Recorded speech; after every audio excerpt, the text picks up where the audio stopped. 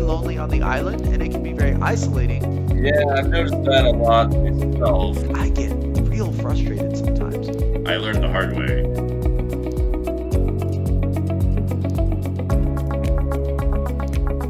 What's up, guys? Today we've got one of poker's most well-known broadcasters and hosts for many of the different TV shows. I mean, he's also accomplished other things in the broadcasting world. Hello, Ali Nejad. What's going on? What's going on, Jungle? I'm good, man. Just played an all-night session till like 7 in the morning here in Vegas and slept and made sure I set my alarm to be up and ready to go with you. You know, I didn't know that he played like that much. Actually, I could have like put it together, or like realized it. Do you want to talk a little bit about your poker career as well? Yeah, I mean, sure. If you want to dive right into it, you tell me. Now's the time. Why not? Because I don't know if that many people are aware of that or not. That you are like quite an avid player as well. Yeah, yeah. Pretty passionate. At times, perhaps a little bit too emotional, as I'm sure you can relate to. Yeah. Been playing for, I want to say, better part of 22 years now, 23 Oh well. years. Um, didn't really endeavor to play professionally. When I first got started, I was living in the Bay Area in Northern California here in the States, and um, I bumped into the likes of Eric Lindgren and Prahlad Friedman, who are pretty well-known old schoolers at this point, and the two of them were looking to play professionally. And Prahlad and I had actually gone to UC Berkeley, Cal, with one another for college. And at the time, I was stepping away from school, and he had stepped away as well. And that time, there really weren't young people in the casino, and they sort of took me under their wing. And we were road dogs, and we were the only three young guys in the card rooms, and we would just run around. And in the span of a couple of years, maybe 3 years, I went from playing $2, $4 stud, I think is what I started on, and I got up to playing 800, 1600 limit hold'em was the biggest I ever played. Um, and it was obviously a sharp ascent, but the game at that time, as I'm sure you are well aware, was a very different animal. Something like limit hold'em hadn't been solved as much, and so when that began to happen, I think mixed games really stepped in to create some more opportunity, let's call it, because the stud game players, like for a horse game, would have to play flop games, the flop game players would have to play stud games, and so there was some edge on both sides of the spectrum. And then eventually that got solved, and we started throwing games into a Hedron Collider and coming up with crazy games of our own, Dramaha, Deuce to Seven, and Badusi, and but it's fun, and I think at the end of the day, most people who are playing, who aren't necessarily doing it professionally, want to have fun. And at the end of the day, the opportunity financially for those of us who are doing it to supplement or create primary income is predicated upon the interest level from people like that. So I host an 8160 mixed game over here. I always get flack because I don't realize how much I talk about it when I'm on stream. But yeah, it's a nice little limit. You know what I mean? You feel the swings a little bit, but nobody who's playing with me is going hungry in the morning, no matter how bad it turns out. So yeah, come on down. Anybody who's out there wants to play with us, except pros that are friends of Jungle. Stay away. Oh, okay. I didn't realize I didn't have the invite. Um, the other pros as well. I had no idea you had played 800, 1600. I mean, that's like pretty big stakes. That's pretty big. Yeah, limit hold'em. You're basically like a serious player. I mean, you're practically like, yeah. I mean, that's a pretty yeah. Just play that is like pretty. Yeah, It's intense for most, I would say. it was a long time ago too, Jungle. So like, imagine relative to today, right? If we're going back 18 years or 20 years, whatever it was when I played that big, um, what the value of the money was then relative to now. And a game like Limit Hold'em, I mean, that's not a split pot game. That's a one winner game. It goes super fast. And my favorite part was at the time, Joanna Krupa had signed this contract with Titan Poker. And so somehow I got enlisted to like teach her poker. And of course, she's in Vegas and she's sweating me while I'm playing 8 and 1600. And like the game doesn't go all that often, right? It was like a really special, unique, certain people were in town, whatever. And So I'm sitting here and I'm trying to really focus in this massive game. And she's over my shoulder, half-heartedly interested in learning, but really more like, I want to go. And like, I'm hungry. Well, I mean, it was just frustrating for me because I'm playing this massive game and I'm tasked with teaching her poker because she signed this deal with Titan Poker. And, she was half-heartedly interested. She wasn't going to learn poker, in an hour. And then, she was hungry. We're in Vegas, there's a million things to do. And so, like, I could tell that she wanted to leave. And then at some point, it was like, okay, we'll go get something to eat. And I'm buried like 50 or 60K, which, isn't that much in that game necessarily, but it's a little frustrating when it's not like a 24/7 affair. And these games Oh kind of pop yeah. up and you got to strike while the iron's hot. And we You go didn't and we like eat. tell By her the like, time we come hey, back, you had to like leave because she was hungry. You couldn't just stay and make money like in this game after you're stuck 60K. I mean, is she I like might have also been a little hungry, Jungle. what's that? I said I might have also been a little hungry. I don't understand. Like, did you like have to do whatever she did or what? Or No, but I mean, this is or- like this internationally renowned supermodel, and she's like, I'm hungry. What am I gonna do? Shower her and be like, yeah, we'll go eat. Like, go to snacks and grab something. Like, I felt responsible, so I just kind of. Oh, this is like kind of a really annoying moment. It hit me that maybe you were hitting on her, or like, want to She like, was very attractive. She was very, very oh, attractive. yeah, yeah. So maybe it was some of that in play. I mean, were you trying to like, A lot of that was in play for oh, sure. okay, that makes it a little bit different because yeah, if that wasn't in play, then I think the play Yeah, would have been to sit there and grind it out. yeah. Like if this was like my second cousin who just came to Vegas and was like hanging out, I would be like, okay, snacks is over there, noodles is that way. Like whatever you need, here's my card, use my comps. I Like mean, it unless I was just like obliged by my job or I was really trying to pick her up, yeah. I would not have. No matter, I It, mean, maybe she was like a bit, if she wasn't super hot or I was like super into her, then I would like take. I wouldn't take her out. But if I was super into her, then I would have done the same thing. yeah. Or I mean, look, I had agreed to kind of like spend that night trying to teach her poker or whatever. I felt kind of oh, I obliged see. as well, but I mean, it wasn't begrudgingly. The only part that made it whack was when I came back and the game was broken, and like, what am I gonna do? Go play 100, 200? Oh, Like, oh, it's I that's see. hard. Because you just were gone for a little bit. You weren't gone that long. Like maybe I an mean, hour. like an hour or so, but you know what I mean. The game just fell apart. I guess the guy it was built around. I mean, we're going back a long time, so I Oh, don't well, you remember didn't all the miss that details. much But TV then. Like whatever, it's not really a big deal when you look at it that way. You only missed an hour of 8:16, whatever that is. Like yeah, except I never saw that game go again after that day. yeah. Well, if she's not So interested that in, sucks. 800, 1600 back in the day, what? I don't know how she's gonna like learn poker because, that's like a pretty solid hook. Is like a lot of money is at play. Yeah, I don't know. I mean, she was pretty well to do herself, right, from being very successful. So I don't think the money was particularly impressive, which actually is generally a good sign, I would say, right? Like It is, maybe she yeah. would have made a It's good good poker for player like because a she sign didn't for really like the care. girl you're dating. That's for sure. Yeah, yeah. Yeah. So I guess there's that. Um. So, I mean, that makes me think also, like, I mean, it's kind of obvious, but, when you're into poker, it's like more important to be, I mean, there's various parallels here. When you're even like watching poker, it's probably ideal to be more into the strategy than more into like the numbers flying around and that kind of thing.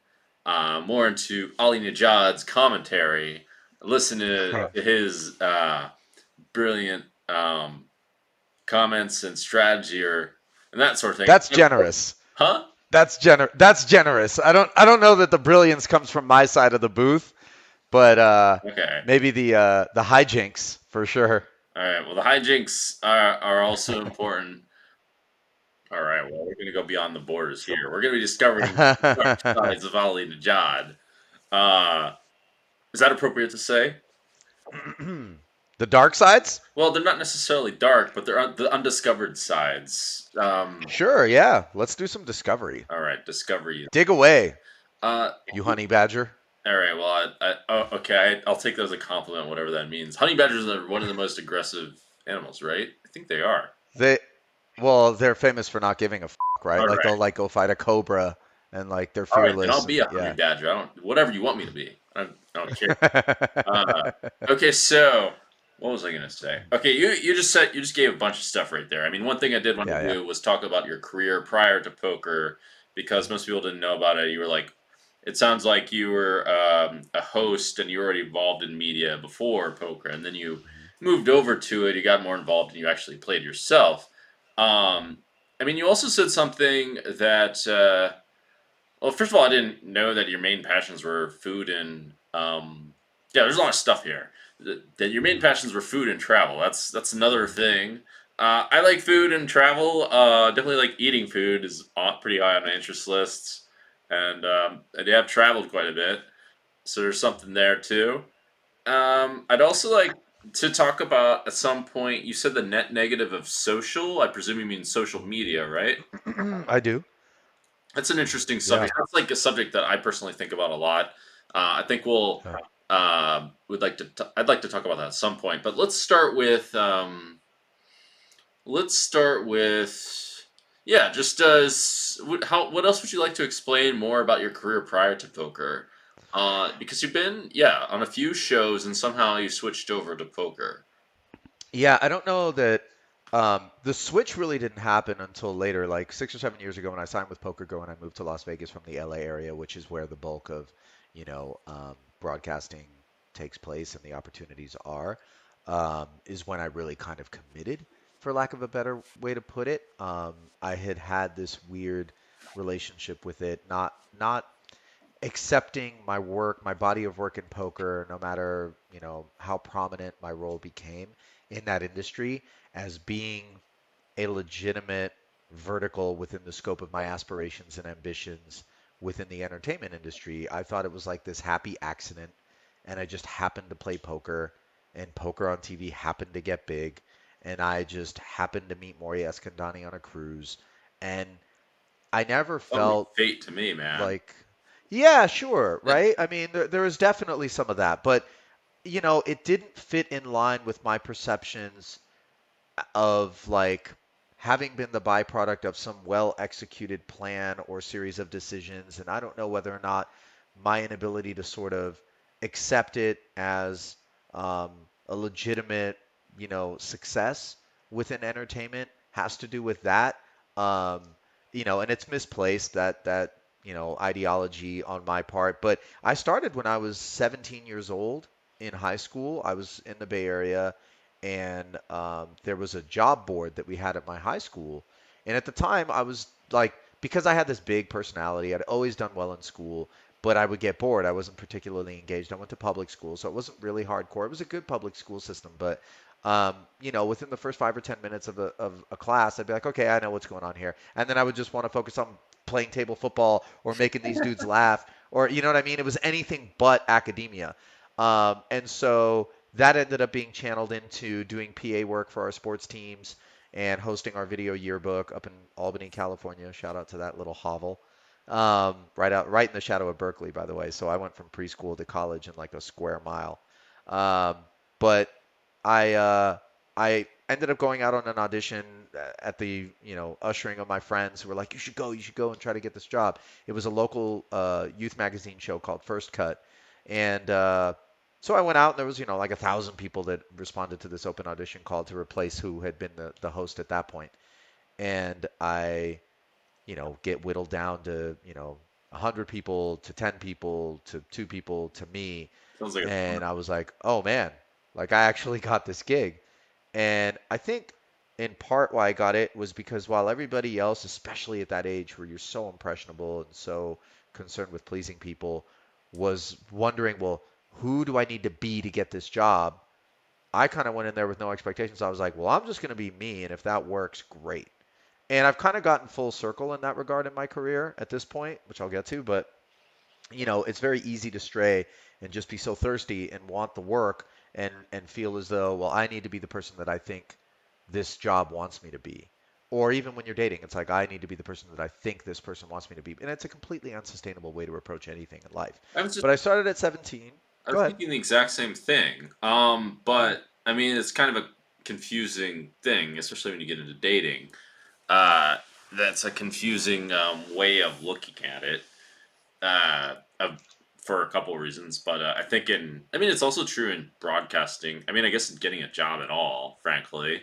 Um, Well, the world is sales, right? You're always selling yourself in some way, shape, or form, like it would seem, and well, you always sell your actual product. Don't sell an avatar. Don't sell something that isn't real, well, that's true. So, When you're selling the product, you have to like work on things in a bit of a different way, and then maybe don't really worry about sales too much. I mean, like sales is still like you can still mess up sales in all sorts of ways. sure. Uh, I mean, there's like that's why there's marketing strategists and all these kinds of things. Um, Yeah. did I interrupt you? Um, I mean, I'm not I'm not put off by it, but yeah, I was just talking about how I had started at 17. I got this job. I ended up carrying it through from high school to college because I stuck around the area and went to Berkeley. And then a couple of years in is when I took time off from school. And that's when I ran into Eric and Prahlad and then started the poker thing.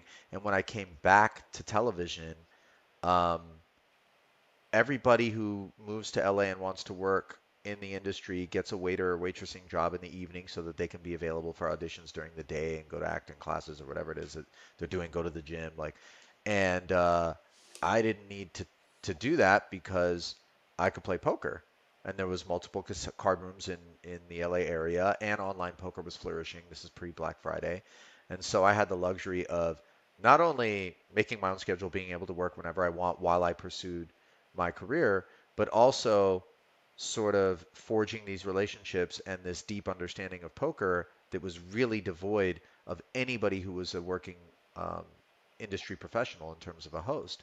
So when poker on TV started to get hot, I really was at this sweet intercept of knowing people, playing the game, understanding it, but also having a very good body of work in the industry as a host. So, they didn't have to make a compromise where you'd get a poker professional to be on air, but they were really not great personalities on air, or you would get an on-air personality, but they didn't understand the game.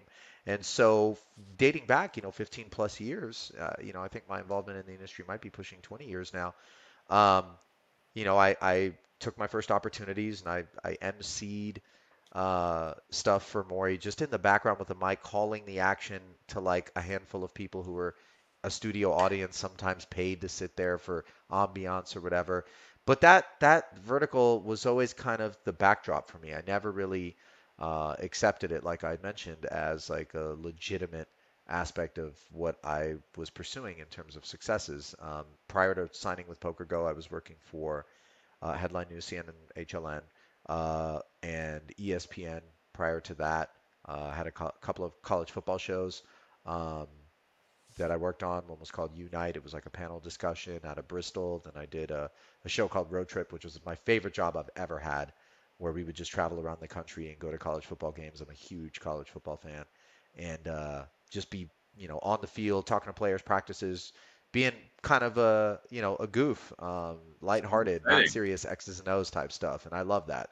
I don't take myself too seriously all too often. So yeah, it was great. But this is interesting because when I'm in casinos, when I'm around poker players, when I'm around fans of that industry, very few of them realize that my career transcends poker. Going back at this point 25 years plus. Okay. Um, but yeah, it's been the hand that has fed most consistently.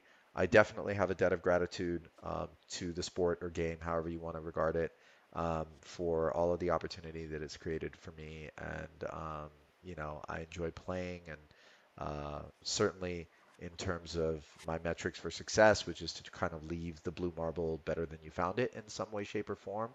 I think laughter is the best medicine, and if I can bring a smile to someone's face in the 30 or 60 minutes that I'm given the privilege of the opportunity of doing so and create some relief from the rigors of life because, you and I might be really, really fortunate, relative to to even people in Western developed countries, who are struggling, especially at a time like now, to get them to not have to think about the stress of the day and just escape, lean back in an easy chair with a remote in their hand and a beer, and just laugh because I put Nick on tilt or said something absurd. Then I'll mission laugh at that. accomplished. You know what I Even mean? though I'm friends with Nick, but yeah, that puts a smile to my face a little bit. I mean, I'd rather you put other people on tilt than Nick. Don't go after Nick too much. Yeah. I'll go after you. You're on my podcast, buddy. You don't know what I'm capable of. Oh, believe me, I do. I've been Oh, front and maybe center in you do. Bobby's room. Oh, I guess you were on that other thing too. And I guess there you really saw what I was capable of. Um, I think you did. Anyway, uh, so I didn't know I was talking to a podcast champion. Just in case you didn't realize, if you got the job out of a Oh, thousand people, okay, that's like solid. That you won a tournament. In case you didn't realize, that's you just yeah, won a right. podcast tournament. Uh, I did a podcast too. Did you know about this? Did you know about the one that I did with Joe Seabach and Gavin Smith before he passed away, called Poker Road Radio, or does that predate you? no, and also I just realized in my head I was being dyslexic. Dyslexic. You won the host. You're a host champion, right? Or am I Yeah, wrong? yeah. I didn't realize you did a podcast also. No. Yeah, man, it was fun. It was actually, I talk about how I made more in one weekend working for NBC than I did in an entire year working on that podcast. And we were really like at the early stages of podcasts like becoming a thing. Um, but we would travel around and we would follow the World Poker Tour, and it really was like, there was a handful of nutbag lunatic young, poker players that were running around, just in our 20s, and we were just the goofs that had friendships with all of them, and so we would just set up our podcast in the back of the WPT tournament area, and then when play was done for the night, we'd have a guest come on and we'd talk about all the hijinks from being on the different stops on the tour and the stories from the night before, and we were really just like three knuckleheads, man. And to this day, I will get people who, when they bump into me or even on social, will say, "Hey, man, loved you on Poker Road Radio." And I haven't done that show in 12, 13 years, and still the impact that it made back then um, was really, I guess, profound for a lot of people. And I certainly had a blast doing it, and I have really, really fond memories of that. Podcasts are cool in that way. They're super liberating, right? Nobody tells you what to do. You get to call your own shots, and we definitely did that. Perhaps too much. Oh, yeah, yeah. I mean, they are. There is a lot of freedom. Maybe there's a lot of fun EV to be had. You could say. It's Yeah. not. It's not. It's podcasts aren't about the money. You can't be in the podcasting for the money. As far as I'm Well, aware, unless you're Joe Rogan. yeah, I'm doing it. I mean, then you can. Well, yeah, but like that's like saying, well, that's one funny thing for like acting and many of these things. You can't really pursue it because of the money. I mean, it's not like a Yeah. money endeavor. Um, and I mean, I've realized that, and you have to pursue these like softer things, but like there's riches in the softer things too. Uh, Yeah. Yeah. you No can doubt about it. get rich in fun, for example, or get rich in discipline, or you can get rich in whatever empathy or whatever. No, I wanted to say, by the way, one of the things I think that gives you a charismatic edge is that perhaps you like because you like to bring a smile to everyone's face. And one thing I noticed about you is that always seem bright and always you kind of bring out the positivity, at least in me when I see you, and with and how you smile and that sort of thing. I don't know if other people Yeah. told you something like that. Well, catch me on a big downswing in my game. You Oh might yeah. not have the same opinion. Oh yeah. But Yeah. Well, no no, one's I'm really. emotional.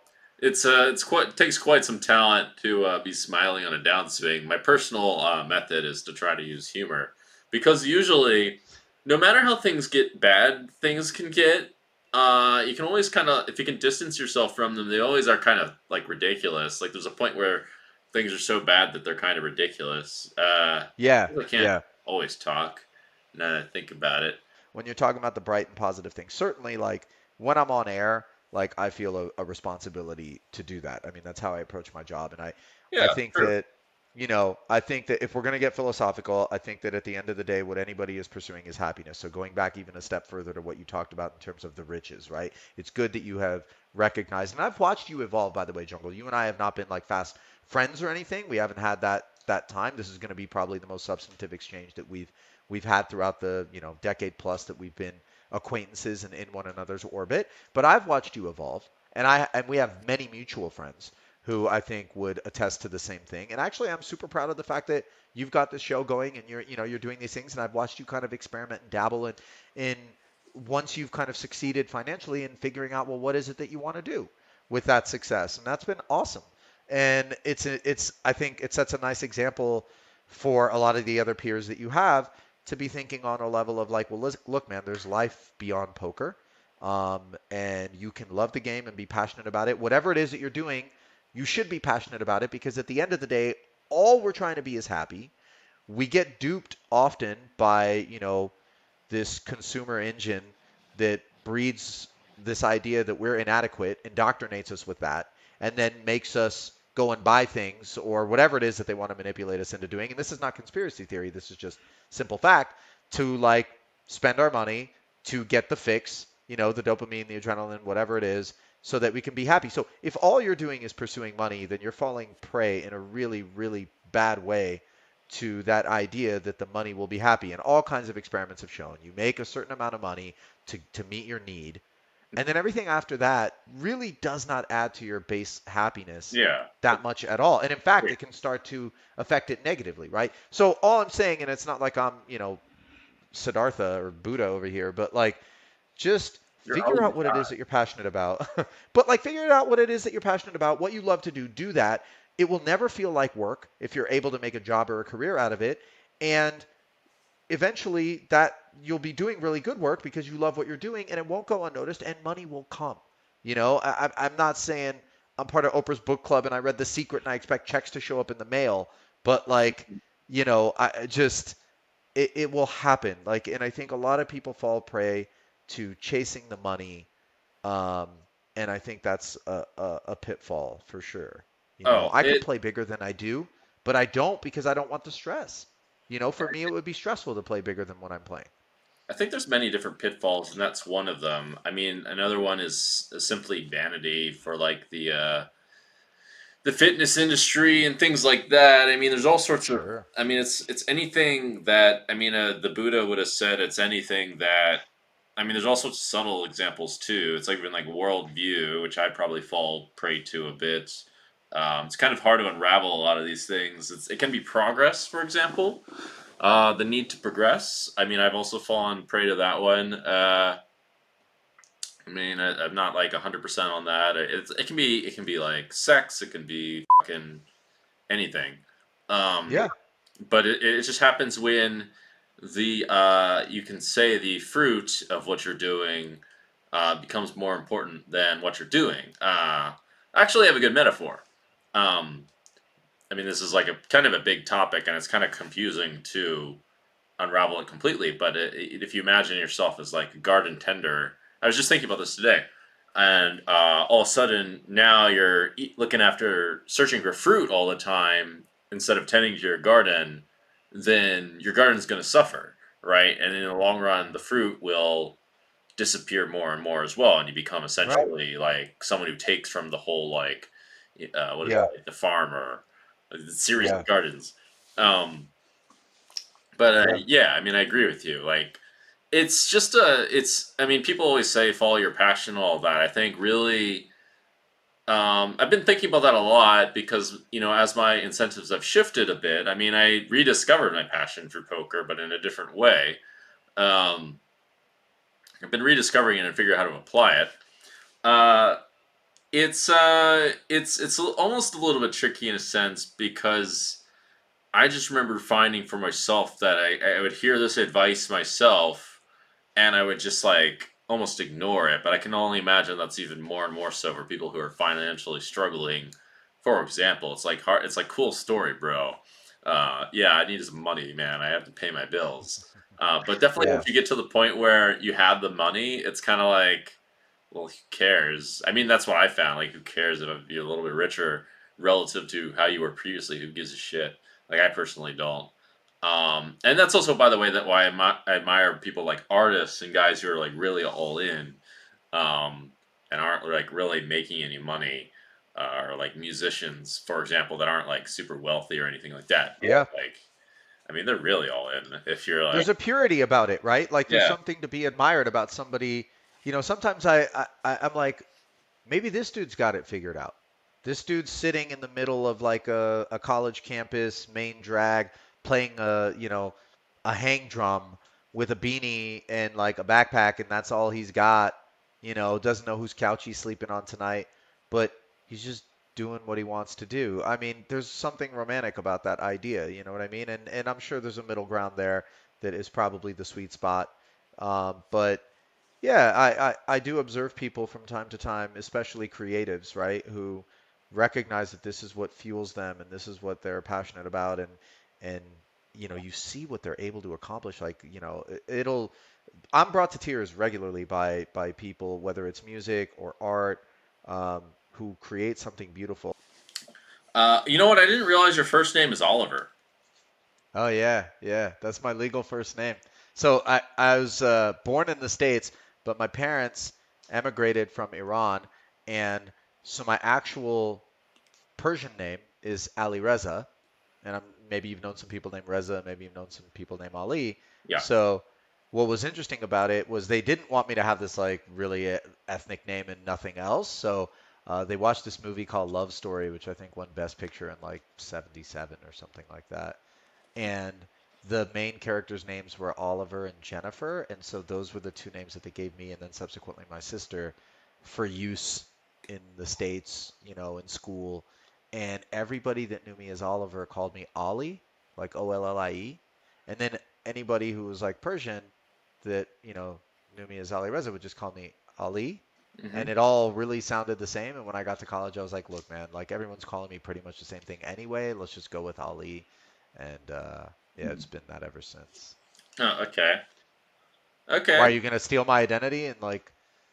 Well, I wasn't thinking that. I was thinking of calling you Oliver Twist, actually. Oh. That was what I was thinking. Is like that seemed like an obvious nickname of sorts, but I don't Jungle, know. you can call me whatever you want, buddy. You're the jury's in on you. Okay, okay. Is that the See, like these are the perks. Potentially, I don't know why I got that one, but maybe it's because I dressed up a bunch and gave you commentary. I don't know. Maybe. I have conversations with people about you like way more than our like friendship or lack obviously of a friendship, more acquaintanceship would suggest I would be in a place to have.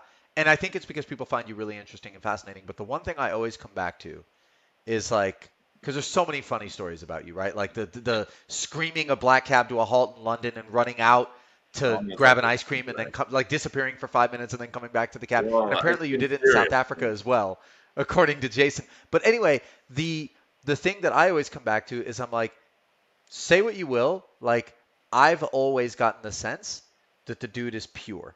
Like whatever it is that's going on, like don't ever if you felt slighted by something, don't ever feel like his intention was to slight you. You know what I mean? Jungle's just being jungle. There's not like ill will there per se.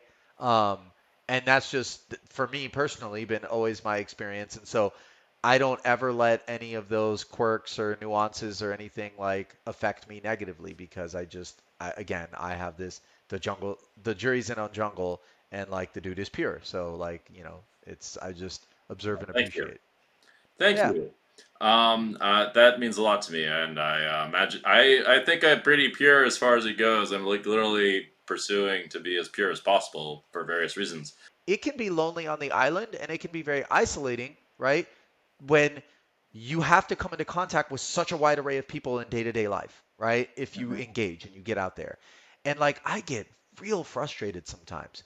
And I'm like, why is it that you're struggling to understand this concept? Like I feel it when I'm on the phone with like a customer service rep sometimes, right? Like I don't want to make any judgment out there, right? Like but by and large, I would say that we're not finding the foremost scholars on earth working in that capacity, right? And so you can become impatient, you can become frustrated because something that seems so simple to you is something that can be really difficult for the average person to grasp, and then it dissuades you from because you feel that emotion of frustration when you do bother to go out and interact with the world from doing so and you're like, I can't deal with it. I can't be bothered. Like I just like leave me alone. You know what I mean? You disengage, you pull back because of, and this is kind of the gift and the curse of it, right? If you are super intelligent or if you have a super high EQ and you come around people like in dating or whatever, right? A lot of times I'm like a super empathetic person, and then you don't experience reciprocity in that regard and you feel super like shortchanged and slighted, and you're like, damn, why don't you care? Like, I care. I can recognize that you're struggling with something, and so I respond to that, and I, take initiative to like be comforting or soothing. And then when I'm struggling, you're not soothing or comforting toward me. But a lot of times it's because they don't even recognize, your partner may not even recognize that. You know what I Yeah, mean? I've Because they're noticed coming that a from whatever lot they're at. myself. I don't think a lot of people understand what it means to be a good partner. I mean, I did it myself actually. I learned the hard way. I was like, I experienced myself on the other end. I met myself on the other end. I was like, oh, Oh, that okay, and that's like an important experience, Jungle, to get the full length mirror put in front of you. I've had that too, man. And you're like, oh, this is what it's like to be with me. Holy smokes, that ain't great. yeah. Well, basically, I mean, I don't think I was quite as bad as this other person, but yeah, but it was quite similar. It just made me because in my previous relationship to this person, who is this person that I met, in many ways reminded me of myself. And in the previous relationship, I like kind of didn't give a shit, and like I had feelings, but I didn't really like show them that much. And kind of at some point, how do you say, I don't know. I just didn't show that I cared, basically, and didn't understand. Yeah, like I said, didn't like just like kind of was myself in like a negative way, and just didn't think of like all the negative ways in which I was being like a bad partner, basically. And then when I had it on the other end, it was super frustrating, and it made me like want to change and also try to like up the end on the whole, because it's kind of like, well, if I'm not gonna make this better, in dating, then who is? And so, like, what you put out there, well, hopefully you get it back, right? I mean, actually, that's the game. But what you put out there is what's gonna like perpetuate more and more. So yeah, maybe realize, okay, well, I don't want to be like this, so I'm gonna, put my best foot forward. And it was also my way of trying to reach that other person, but it didn't work. Surprise! I mean, you just can't change people, as it turns out. Nope, It's nope. just there's no like you can't do it. Like it's very hard to change people. Um, or maybe there's an art Who to it. don't I want to don't know. change themselves for sure, right? Like it's an exercise in futility to try to help someone who doesn't want to help themselves, or to change Oh someone yeah. who doesn't want to be changed. Oh yeah. I For mean, sure. I don't know how to fix that one. That one's really tough. Yeah. But interesting that you've had to deal with that too. I've noticed that kind of Yeah. a lot. But maybe, well, I'm sure it's both ways. Like a lot of guys are knuckleheads. It feels like there's more guys that are knuckleheads than women. I always hear these like crazy stories about dating from women. That I'm like, wow, like who are these guys, man? Yeah. Yeah. It's remarkable. But I mean, let's be fair. There's bad apples on both sides of the gender spectrum, no question. I mean, in particular, like I'm newly single as of about a month ago after like a, pretty long relationship, and um, the prospect of, being in the dating pool in a place like Las Vegas where I don't think, you know, this is a city that attracts like, the intellectuals of the world, and that's super important to me. It Like being a attracts all the sapio weirdos. is a All the big deal. I weirdos. mean, like in terms of professional industry, I feel like a lot of times like there's a lot to be desired as far as proficiency is concerned. It's the kind of market where, you Really? know, yeah, man, because I come from California, like a lot of the attorney, I had an attorney draft a letter for me here and I read it and I was like, "What are you in kindergarten?" I was like, "This is insane. I paid you how much to draft this?" I was like, "I can write a better letter than this." And I didn't even approach it from like "Oh, I'm some elite, whatever." I was like, "This is just objectively bad." And I just feel like anybody that I've dealt with, whether it was construction or anything, it's like you would get eaten alive if you had to go to New York or LA or San Francisco and perform at this level. Like you would never cut it. In New York, it's And no then going bullshit. into, Like New York, you got to be legit. Like, yeah, exactly. Like you'll get eaten alive. So, and then in terms of like the dating, right? Like women, and this is putting a stereotype out there, but the vibe I get is like, look, there's plenty of eye candy, there's plenty of really attractive, pretty people, right? But substance, that's not something that's really asked for in this market. People come from out of town, they just want to have a great weekend or whatever, thank you, ma'am, kind of thing. Uh, or they're just kind of shallow themselves, and so it works, because they're just gym tan laundry types or whatever.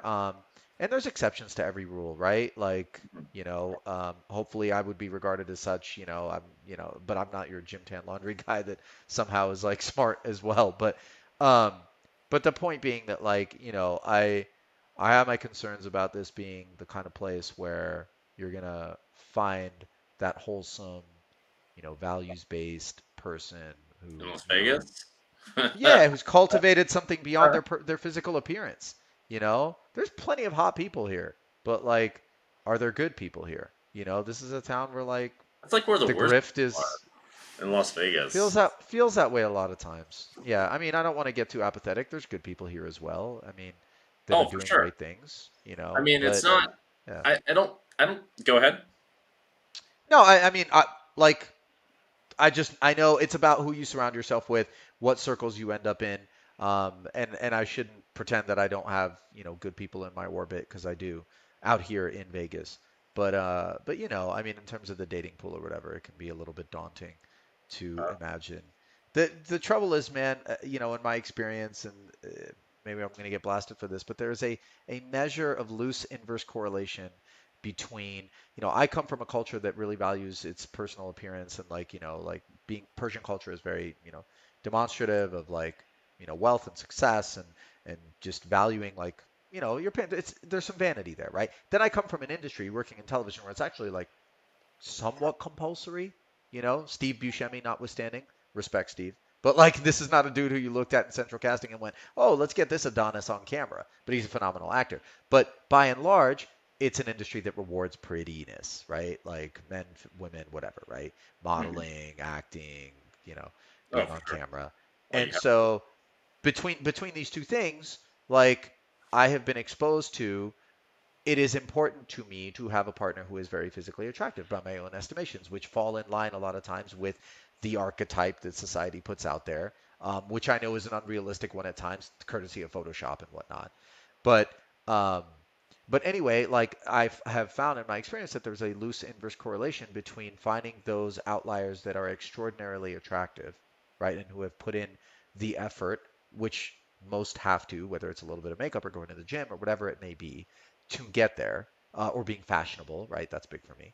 And then also not completely abandoning all of the other pursuits and things that one should cultivate, which is mindfulness and soulfulness and a bit of spirituality and a bit of like, you know, um, philosophical initiative and being intellectual and cultured. Like when you find somebody that's really high on that side of the spectrum, a lot of times I feel like they don't value that other side because there's an incongruence and maybe a distaste for, well, why would I go to the gym and just, or go dye my hair or give a damn about designer labels? Like, that's not important in the grand scheme of the world. And they're not wrong necessarily, right?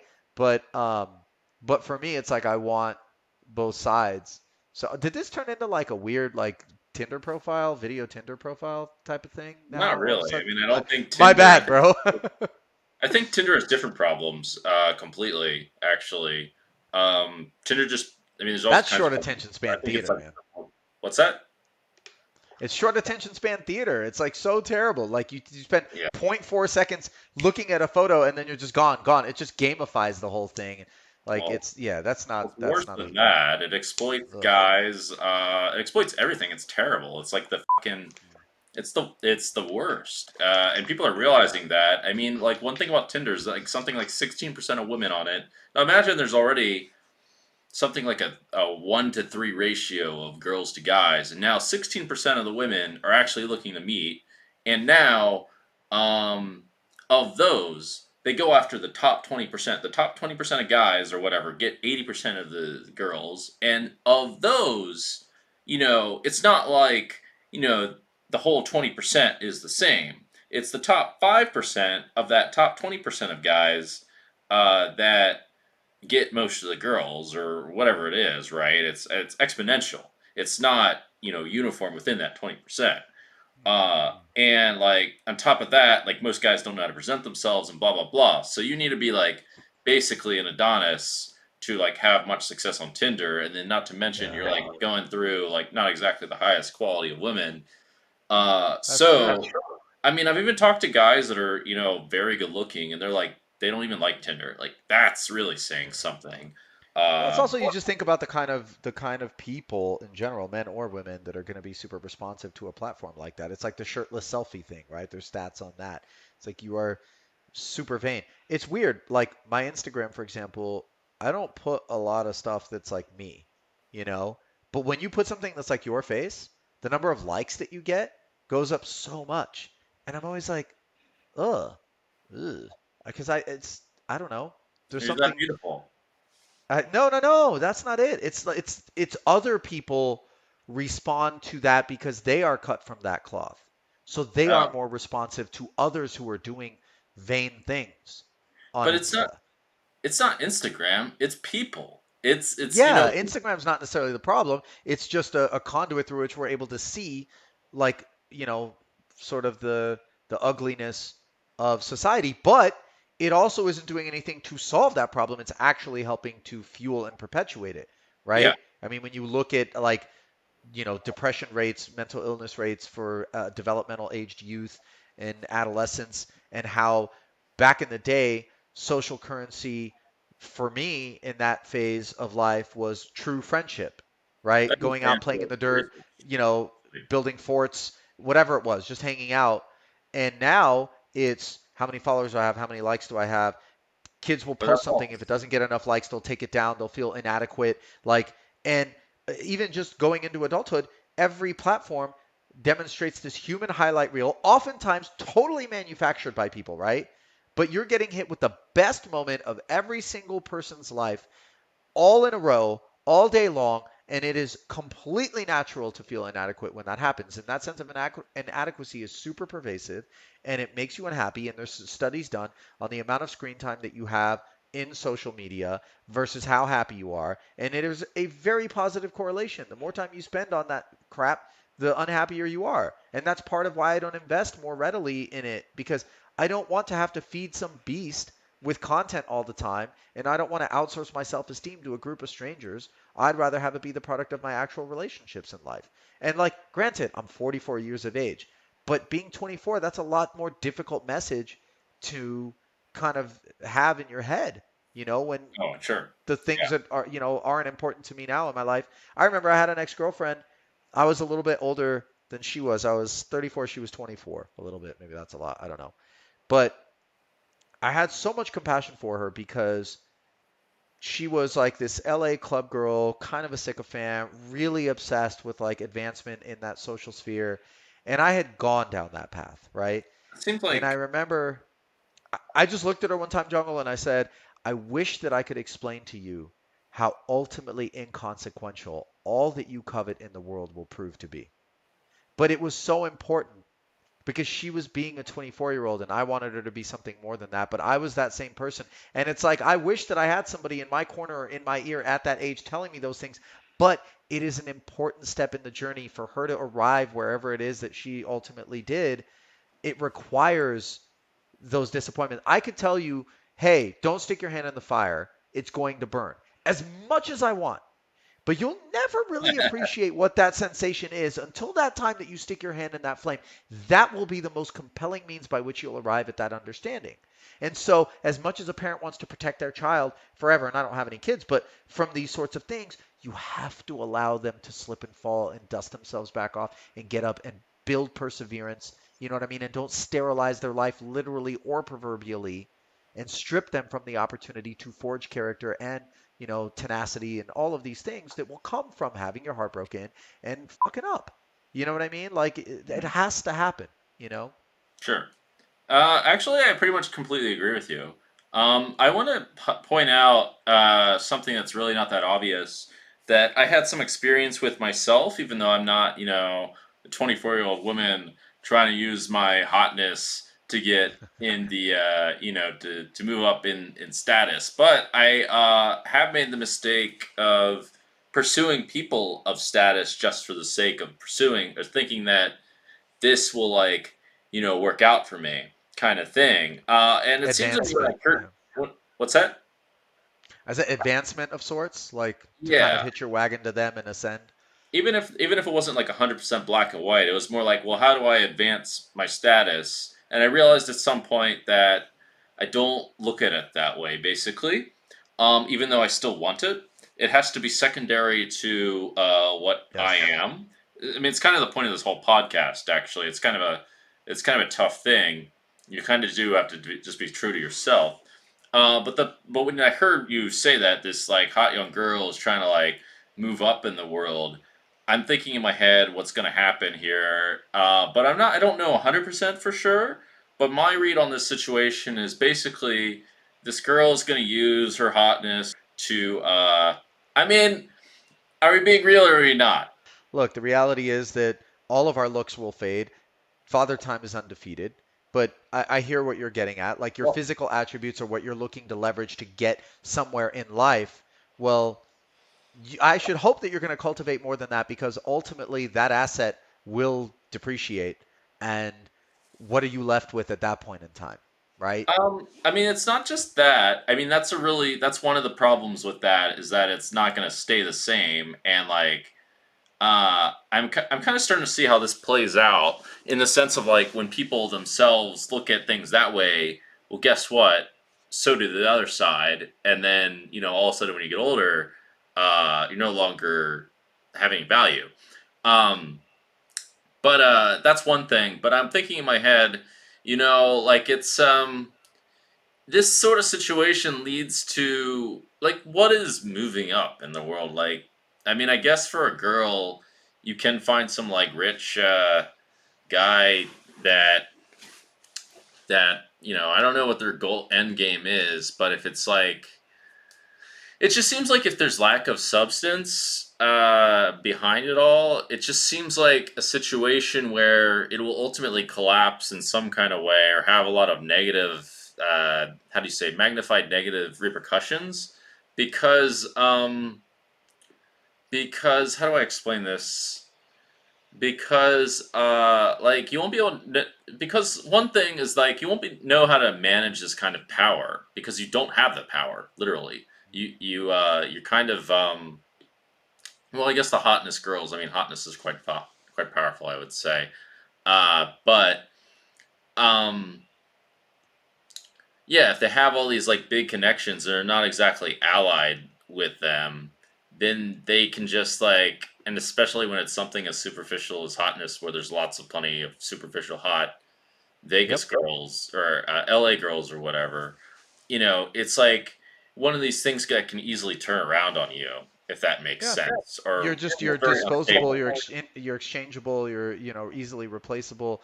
I would say for you in terms of what you shared, um, where you had that recognition that like okay, you were trying to like align yourselves with people of some sort of prominence and you know like a desire to I don't know advance. My litmus test is always, and I've interviewed celebrities, I've come into contact with them throughout the course of my career, or whatever, and I have like a couple that I call friends.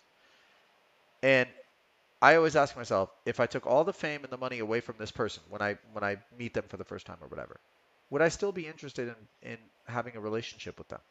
You know, whether it's romantic with a woman or a friendship with a guy or whatever. And if you can't say resoundingly yes to that, then there's no reason for you to be in that person's world. You know what I mean? Or for them to be in yours is a better way to put it, right? Like I better like you and I better think highly of you as a person. Oh, thank you. Um, because but I mean like the most I think, the most valuable asset that we have is time, right? It's finite, it's constantly diminishing. So choose wisely with whom you want to spend it, and really value it like adequately. Don't I mean, a lot of times I feel like I blinked and I turned 44. I'm not having a midlife crisis on a podcast by any stretch of the imagination, but like, you know, sometimes you look back and you're like, maybe I spent more time than I should have in a particular relationship or in a particular friendship or pursuing something. And you're like, no, man, be mindful of that because with, the younger friends that I have, I always try to give them, not from some omnipotent standpoint, but rather from one of just wisdom, humble wisdom, like you will blink and you will end up much older than you are today.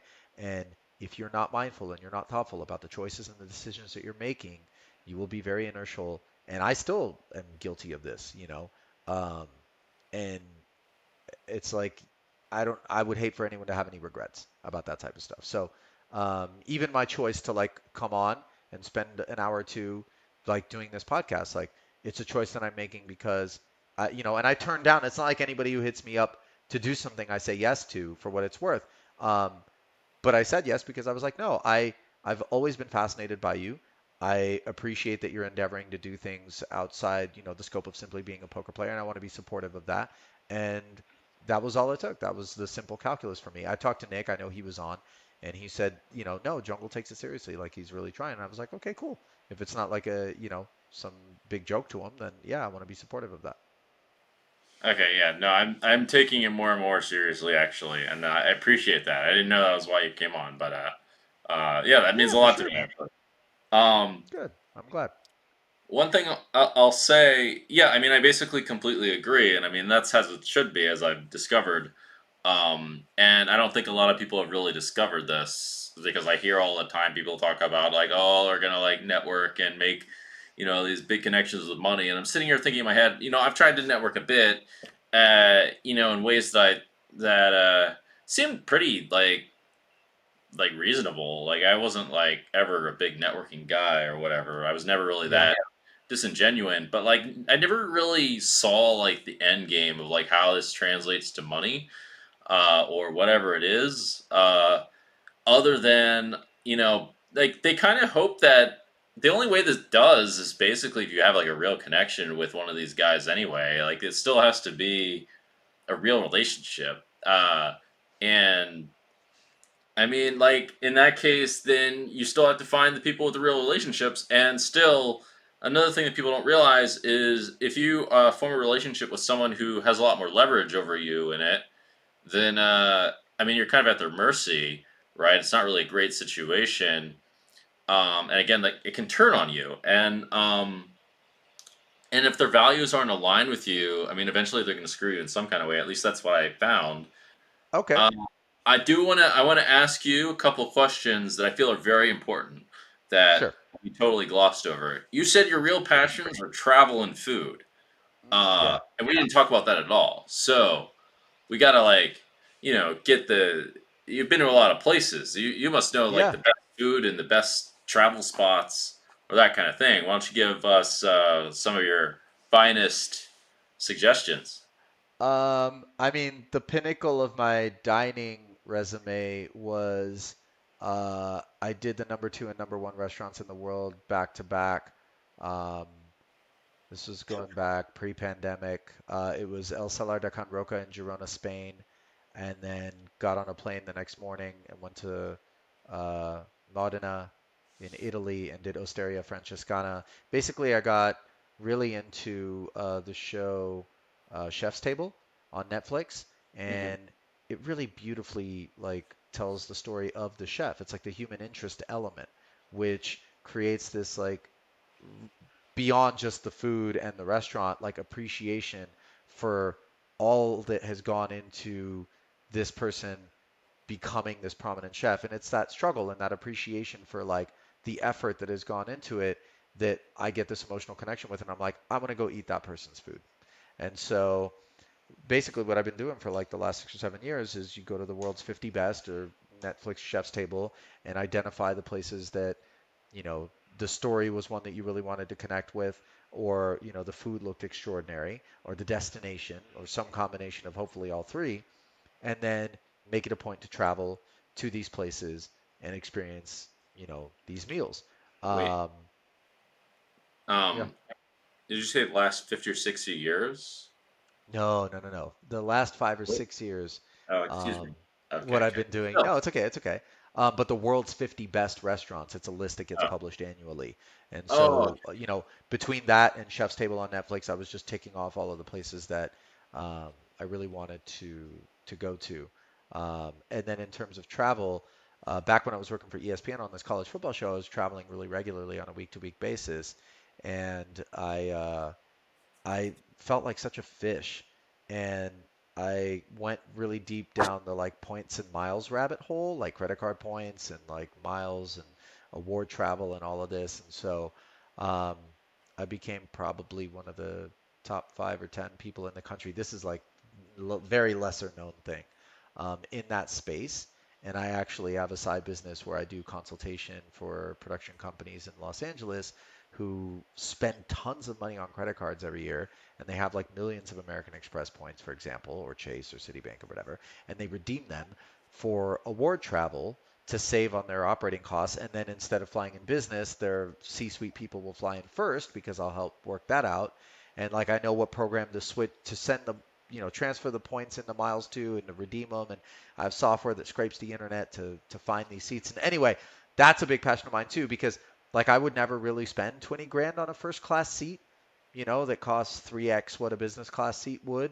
And a lot of times I wouldn't even really want to spend the money on a business class seat. I wouldn't fly coach at this point because I'm just too spoiled. No judgment, but I use all of the points that I have from spending in my day-to-day life on credit cards to also fly to these destinations to enjoy this food hmm. um, in first class. And for me, like a lot of people, it's so weird to me. They'll say, "Oh, I hate traveling. It's just so far." I'm like, the farther the better, because I enjoy from the minute I get to the airport, I'm enjoying the vacation or the trip because it is an extraordinary experience from that point forward. But I'm also not breaking the bank to do it because, I'm hustling to get these flights in that way. So I'm just a glorified extreme couponer with a penchant for travel and a fabulous credit score is my little blurb on Facebook. Okay. Um, I may need yeah, your help myself because like traveling really messes me up actually. yeah.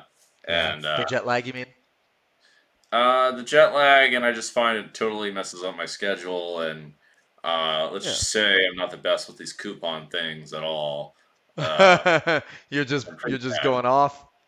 Yeah. Yeah, man, I'm just punting it hard. And Yeah. I need like a Yeah. day or two to even like get my shit together after I travel. I've discovered to at least somewhere pretty far because I need to like shift the whole schedule and all We'll this. get you on a program, Jungle. Hit me up. We'll get you on a program. All right. The We'll work Najad you out. program. All right, Yeah, but for sure. everyone, travel and food hacks with Ali Nejad, undercover, also food and travel extraordinaire of sorts, connoisseur, whatever title you would like. Uh, yeah, I mean, actually, I had even more topics, but I really don't have time now. It's been great having you on, Ali, and thank you for your time and Yeah, of all your course. insights. Yeah, man, I appreciate it. Good luck with the podcast moving forward. And obviously, if you ever want to touch on whatever it is that we didn't have time to touch on today, and you find yourself with a week where you need to plug somebody in, hit me up. I'm your guy. All right, cool. Thank you, Ali, and Yeah. wish you the best. All right. Likewise, man.